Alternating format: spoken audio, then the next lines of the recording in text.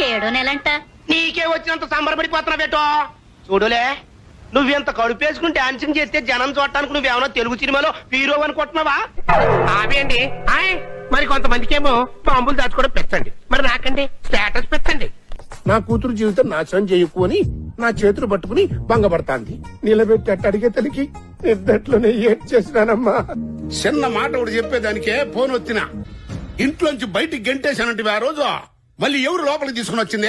ఆకులు రాలితే నీకేంద్ర బట్ట.